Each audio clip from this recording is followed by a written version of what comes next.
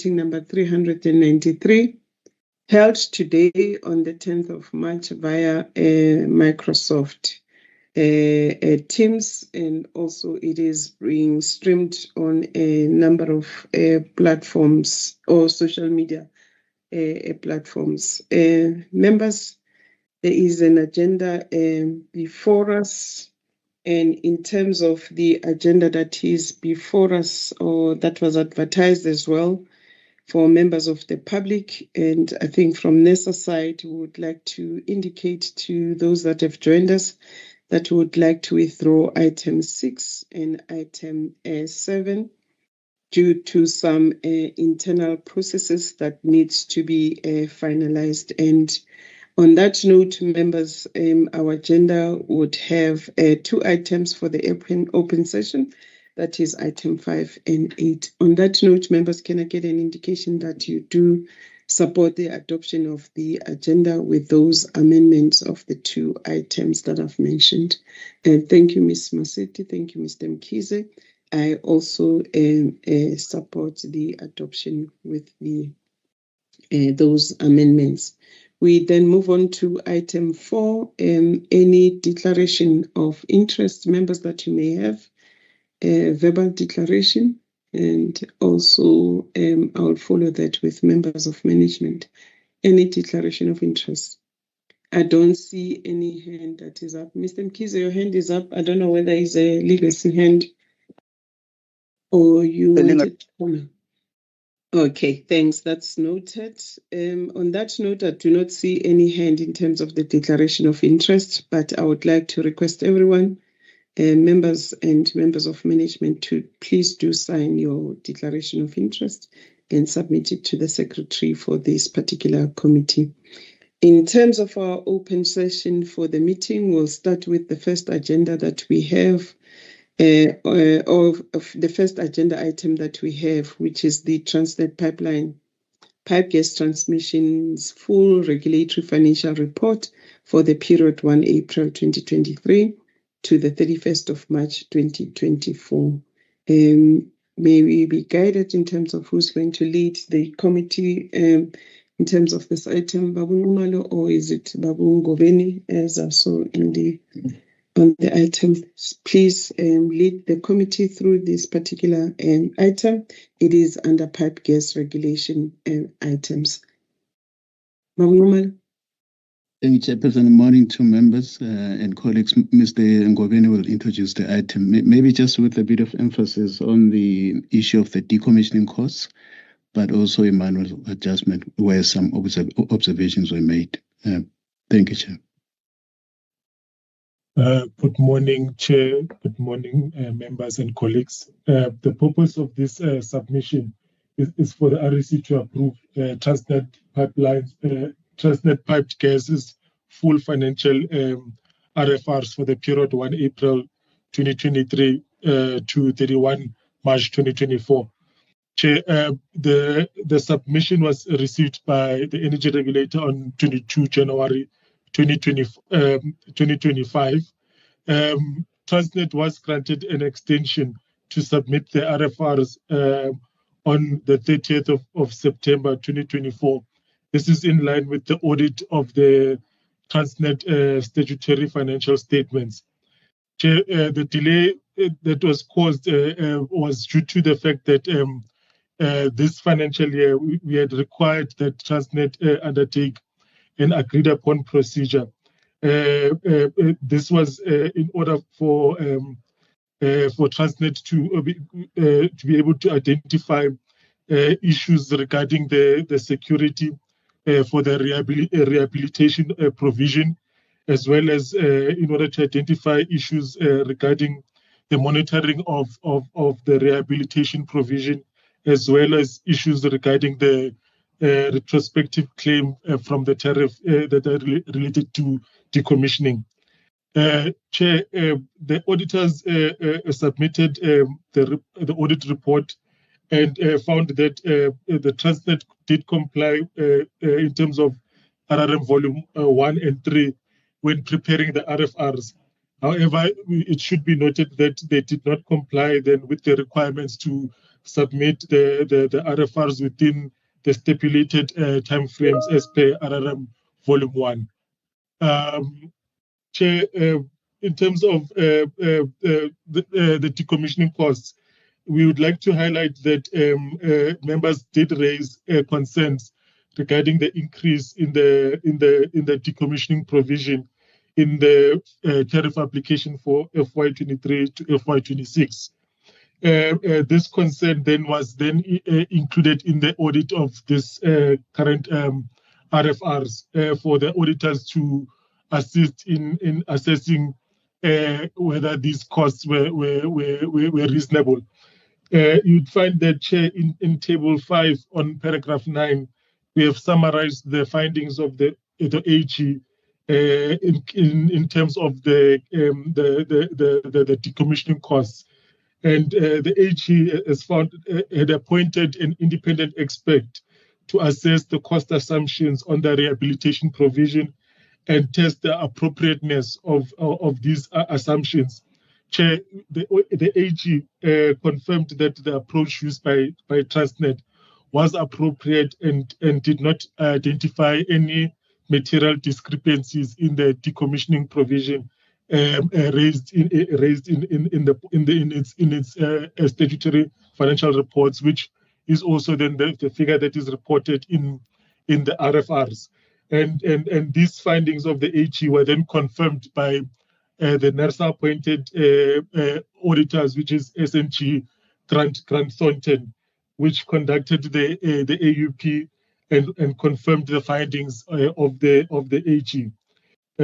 Chair, in terms of the investigation of the suitable financial instrument, Transnet did investigate the use of a bank guarantee and an escrow account. However, it found that these options were not viable and they did not completely meet the requirements for ring fencing. And therefore, the Treasury has indicated that it's still in the process of investigating alternative financial instruments that can meet the requirements of NERSA. In terms of monitoring the rehabilitation provision, Chair, the AUP procedures have found that, as reflected on table 6 on page 10 of the report, that the overall amount that has been set aside that is gas related is reflected in that table and is about 5% of the total reserves for decommissioning purposes. Chair, when we looked at the material findings of the report, it is indicated that there is a balancing figure that is reported in the financial statements. This is because of a minor difference between or a discrepancy between how the assets are allocated on the statement of financial position and how the liabilities then are allocated using the CAM on the liability side. So, however, that amount, Chair, it does not impact on the tariff setting process. Chair, when we look at the financial ratios of Transnet, it indicates that the overall financial performance is positive, and that Transnet is able to satisfy its debt obligations. When they become due. Chair, our recommendations are on paragraph 14 on page 16. Thank you, Chair.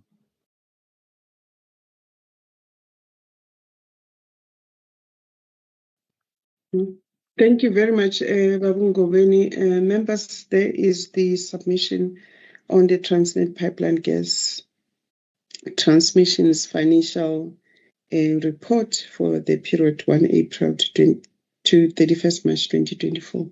Any questions, issues of clarity, or points of enhancements on the submission that has been made to us? If you have any, please do lift up your hand so that I can recognize you. Thank you. Mr. Mkhize, you may come in. Thanks, Chairperson. I've got a couple of clarity-seeking questions and some enhancements from my side. If you look at 5.1, under 5.1, there are these brackets where there's a question mark there. And I think this is just an outflow that should have been removed and responded to as a question as part of quality assurance on the document. I hope you see the last sentence that is in brackets there. And then under 5.2, I think here then if we're talking historically, we need to say historically Transnet submitted this. We either say Transnet submitted the audited RFRs on that date and the audited one on the other date in September. Or if we want to include historically, then we must say historically Transnet has always submitted the unaudited RFRs on the 31st of July of each year and the audited one on the 30th of September. We can say annually there, it's fine, but I think this should need to be corrected. And the last sentence under 5.2, I don't understand what it means. This is to allow Transnet to integrate audit requirements of RFRs so to that of the audit of Transnet consolidated and separate financial statements. Just want to understand what that one means. The same with 5.3, where you say the issues raised by members include financial security for the rehabilitation of provision, monitoring of rehabilitation provision, and retrospective claims from the tariffs. Just to clarify what this actually means.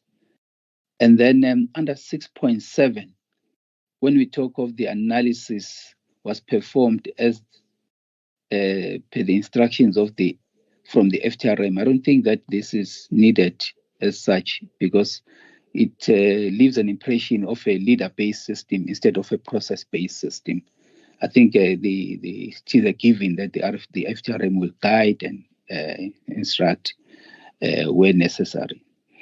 And the table 1 there, if you can just correct this table, it will help, especially reading from right to left and making it clear that the percentage changes to which years do they refer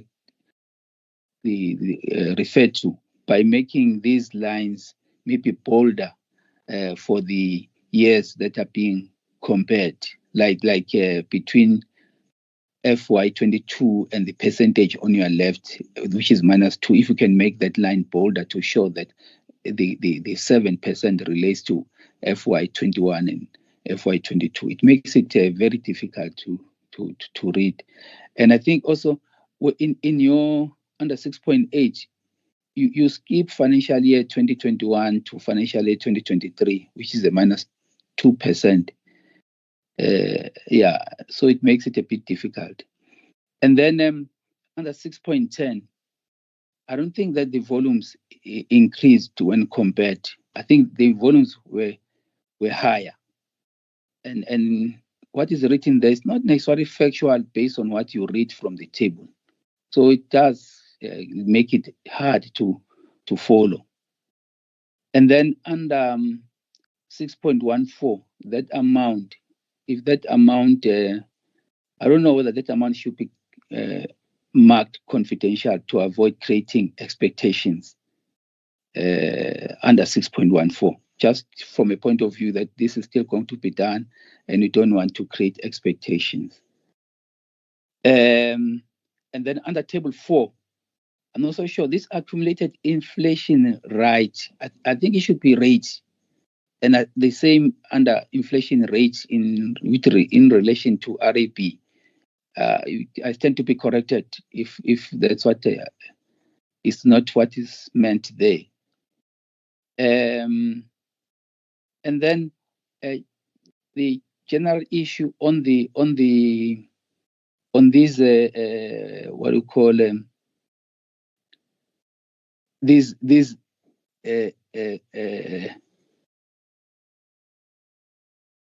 ratios, all of them, the ratios, I think it would help to reflect on the industry standard or benchmark or norm, with respect to all these ratios, so that one can see as to how these ratios relate in terms of some kind of objective measure of their sufficiency, adequacy, or any risk attached thereto.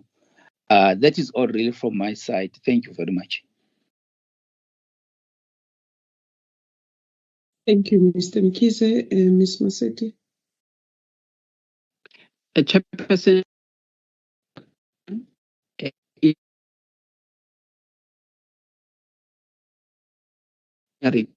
you are breaking, Ms. Maseti. Yeah. Your connectivity is a bit of a challenge. It's breaking. I don't know whether it's from my side that I cannot hear you. If you can try and move a bit, I will appreciate it. Okay, how does it sound now, Chairperson? Yeah, you sound much better now. We will let you know if we are breaking again. Thank you. Over to you, ma'am. Thank you, Chairperson. Chairperson, my point is just for a clarity and emphasis. The issue of the decommissioning allowance, this is something that the division has already indicated that it must be done separately for verification and investigation, because during an audit process such as this one, it doesn't delve onto the issue of NERSA now going back in time after like 15 years or 14 years, and then it then says that it was not sufficient when all of these years we granted as Transnet what it has requested. So it is a separate issue altogether. This verification was simply to look at whether they had a document that they had used to apportion or approximate the amount, and then do the verification based on that document. From our side, we have an issue with the compilation of that document and our own processes. So it must not create an impression that simply because it was looked at in this process, that it will now be accepted in the tariff application by Transnet. It's not supposed to be looked at in that manner. Stakeholders must be given an opportunity to ask the right questions regarding whether or not the amount that is requested, of which amount has never been there before, was never looked at for years, and now it just comes in this manner. So I just want to emphasize that it will not be the process for motivating for that excessive increased rehabilitation amount. Thank you, Chairperson. I just wanted to clarify that so that it is not something that will be used as a decision of the REC simply because it appeared here. It appeared here only for purposes of the verification based on the information, where it has been taken and their own procedures of doing it, just on that basis, not for the determination of the tariff and whether and its suitability and approval for the tariff determination. If that clarity can be recorded. Thank you, Chair. Thank you, Ms. Maseti, for that clarity. And over to you, Mr. Nomalo Babungobeni, in terms of the points that have been highlighted by Babu Mkhize. Mr. Ngobeni. Thank you, Chair. I think I'll start from the top with Mr. Mkhize's comments. I think paragraph 5.1, Chair, we note there the issue of quality control, and will improve on it and remove that additional information that was requested in brackets. And then on 5.2, we will enhance that sentence, Chair, to make it more clearer as to how the extension process was done and or requested on behalf of Transnet, and we will enhance that paragraph, Chair. And then with in terms of the last sentence of 5.2, normally the process is that because the RFRs are additional information or separate information required by the regulator, which is informed by the statutory financial reports. Normally, Transnet would require or request NERSA to grant them an extension, so that when the financial year ends, when the financial year ends in March, they're allowed sufficient time to consolidate the information for the statutory audits, and as well as then the supplementary reports, which are the RFRs. Hence, that sentence is structured in that way. However, Chair, I think that last sentence of paragraph 5.2 will also then be enhanced to read better, Chair. In terms of paragraph 5.3, the issues there which were listed are issues that have been raised in the tariff application for Transnet in FY 23-26, Chair. I think we were trying to, in these financial reports, try to address the concerns that were raised, specifically regarding issues of decommissioning costs. However, Ms. Masete has also alluded to that a separate sort of study will have to be still undertaken to address those concerns. However, I would like to just mention that those issues there on 5.3 were issues that were raised by members in terms of whether a financial instrument has been secured by Transnet for the rehabilitation provision, and whether the monitoring of the provision has been done, and whether the claim that has been made by Transnet is actually a retrospective claim. Therefore, then we had listed these as concerns and asked then the auditors to assess whether these issues are actually have actually taken place within the RFRs. Chair, then in terms of table 1, we will enhance it, Chair, because I mean I think Mr. Mkhize is correct that some of the numbers there are not reflective of exactly the movement in terms of the volumes, and we will do those corrections, as well as paragraph 6.8 and 6.10, and then we will mark the number on 6.14 as confidential. In terms of table 4, I think the correct term was inflation write-up, and I think the word write-up is missing, so we will also enhance our table there. And I think on the ratios, we've noted the comments on the ratios and the benchmarks.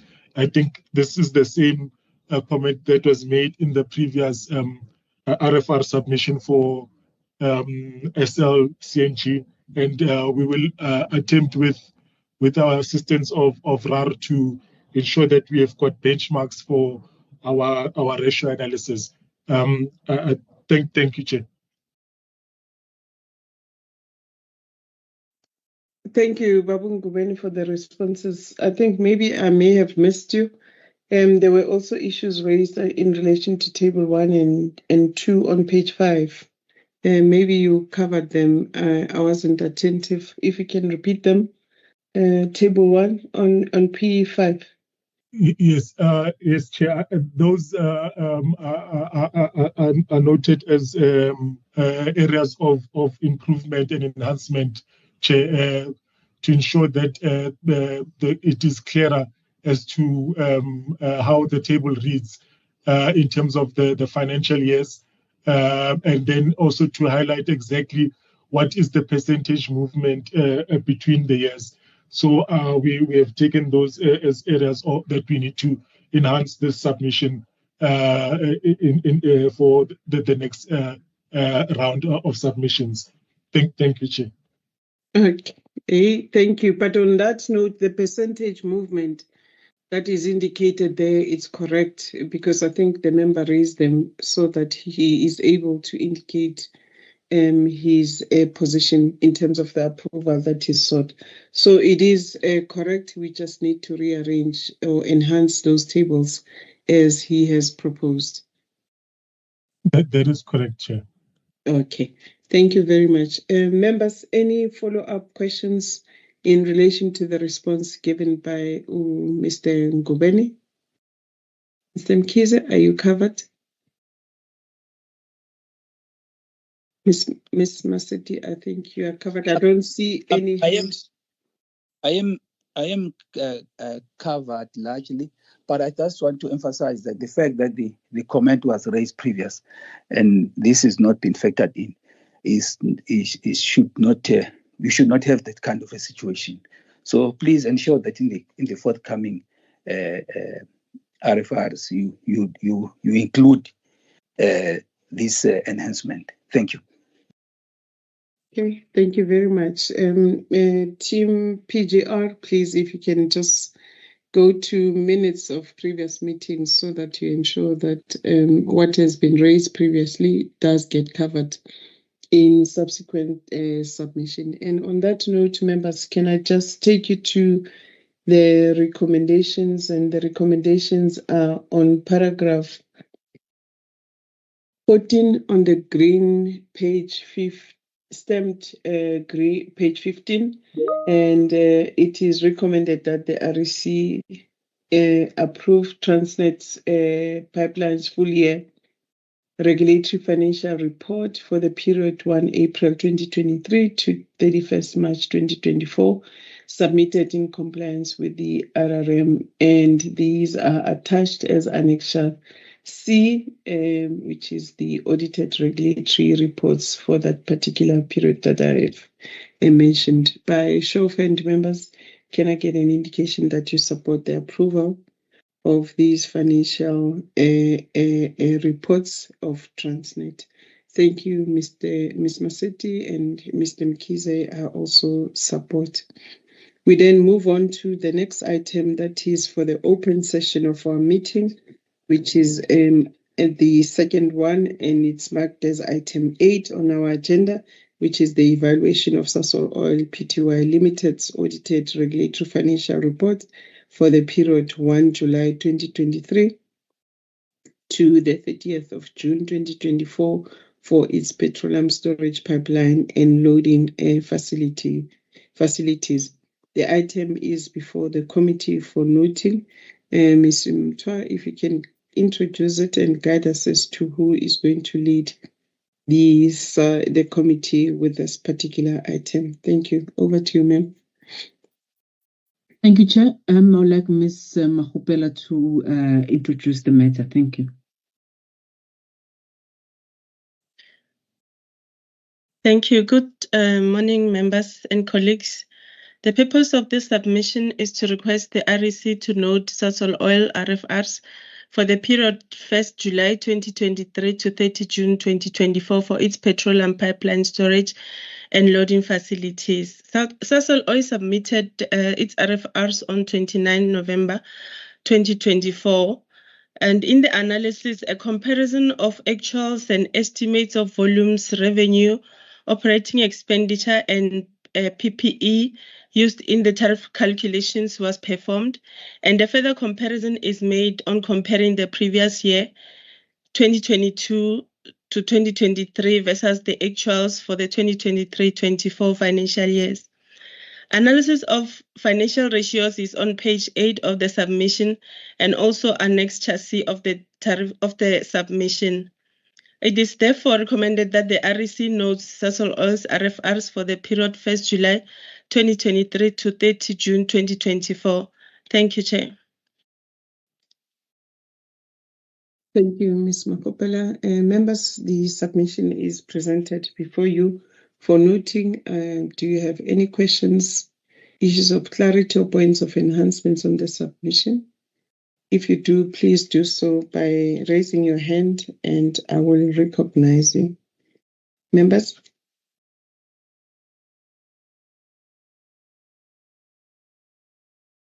I don't see any hand, Ms. Mahopela. It seems your submission is clear to the members, and I would like to take them to the recommendations. The recommendations are on page 13, paragraph 14, which are for the REC to note Sasol Oil's regulatory financial report for the period 1 July 2023 to 30 June 2024, submitted in compliance with the RRM Volume 1. Members, by show of hand, can I get an indication that you support the noting of these particular RFRs? Thank you, Ms. Masetti. Thank you, Mr. Mkize. I also support. And members and those that have joined us for this particular committee meeting, we have come to the end of the open session of our meeting. And on that note, I would like to thank everyone for their attendance and also thank management for their contribution and members for their questions and issues of enhancements in relation to the items that have been discussed. And I would like to declare the open session as closed so that we can move to the closed session.